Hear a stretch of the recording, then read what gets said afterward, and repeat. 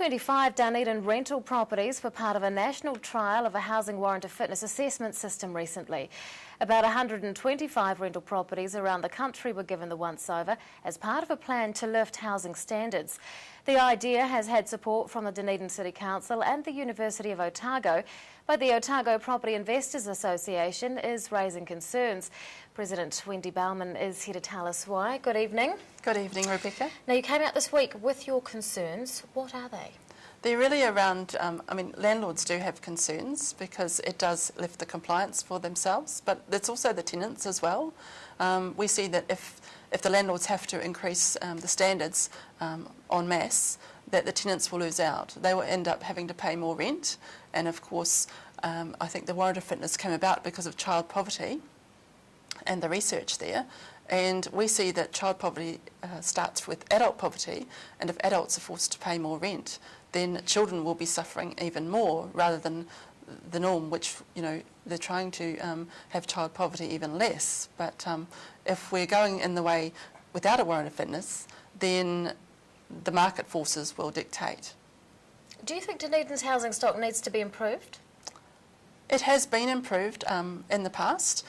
As a property investor, a member of our association can achieve subsidies from insulators and heat pump providers. So we have been doing that. So members of our association are doing that now, and so those houses are improving, although obviously in Dunedin there are some old housing there. What are the pressures on property owners for this issue? Property owners. It's really, I guess, the compliance, and property owners don't always have a lot of cash to put into fixing the property. They might be fixing the property in one area, but in fact it might benefit a tenant to have it fixed somewhere else. So with the compliance of warrant of fitness, it just sort of makes it a bit more stringent. Would you be comfortable with a less stringent warrant of fitness? We would, just simply for a win-win for both tenant and landlord. It would mean that the landlord has choice. They can provide the type of property they want to a particular market, and also the tenant can look at their budget and say, well, look, this is how much I've got to spend, and this is the type of property that I'm going to choose to put my money into. What will the Otago Property Investors Association's involvement be when the report and the trials come out? We're not sure just yet.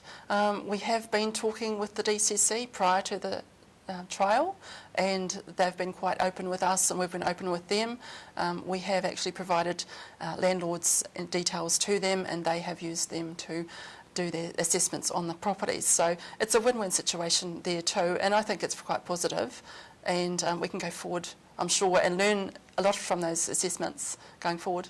Otago Property Investors Association President Wendy Bowman, thanks very much for your time. Thank you, Rebecca.